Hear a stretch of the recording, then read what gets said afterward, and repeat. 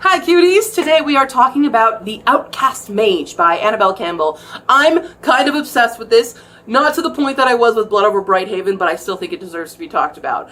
I really enjoyed this. It did take me a very long time to read this. It is a high fantasy, epic fantasy, dystopian book that is really, really interesting. It has multiple POVs. Again, it did take me a little bit to get into this, but half of that was because I was reading it as an ebook, which we know, if you've been here a long time, I struggle with ebooks.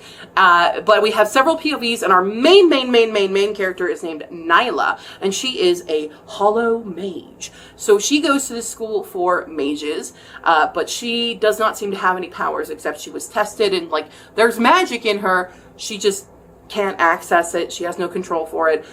So she is a hollow mage. Now there's a lot of class difference between being a mage and being a non-mage. And so there's kind of this kind of almost wizard versus muggle situation going on in this very protective mage city.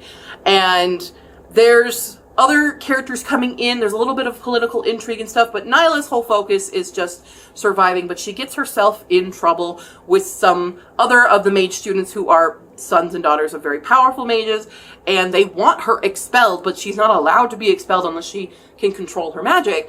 But because she can't access her magic, she can't control it either. So there's a little bit of a problem. But a very, very high, powerful wizard, the most powerful wizard in the whole world, sees her and is like, you know what? I bet I can teach her magic.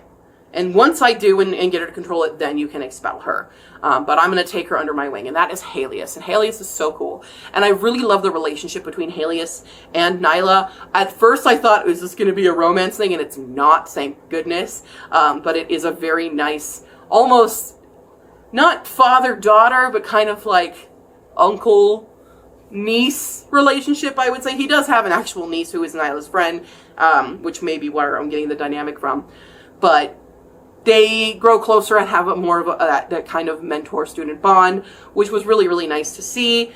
And then we have a couple other POVs. So we do have Helios' POV. He is the strongest mage in the world, but he's trying to figure out what the government is actually doing. He's stolen this artifact, but he doesn't know what this artifact does. And there's all these plays, and there's this, the main villain of the character is kind of doing things that, might parallel what's happening right now in the US of what kind of power they're trying to, tyrannically take over. So we have some parallels though. Got some parallels. So he's trying to subvert it and trying to figure out what's actually going on and why he wants this, this artifact and things. And it's just like this shard of obsidian, and they just can't figure out what it does. And good fun stuff comes with that. Then we also have Lorene, and Lorene is a member of this council who is part of the government, and she's Helios's friend and wants to figure out why, all this, there's weird magic leaving things, and almost seems like there's attacks on their kind because there's like their stores of food suddenly are all bad. And this glass dome thing cracks and there's a lot going on that Lorene is trying to, within the government, fix, but is met with, red tape and tyrannical people trying to take over.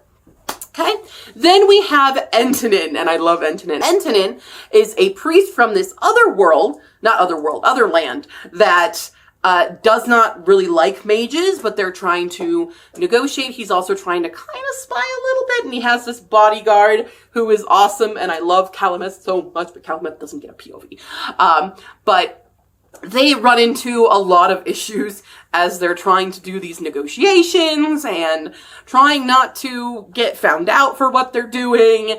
And they kind of get roped into the scene. So it was interesting at first having these very different POVs and then wondering how they're connecting, but they all do connect in the end.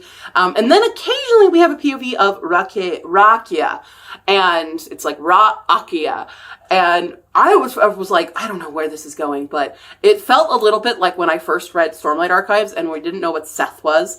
And it was like, okay, there's this other thing happening, but how are they fitting in? And it felt very Seth-like in that sense. So I thoroughly enjoyed it. But there's a lot that happens in this book.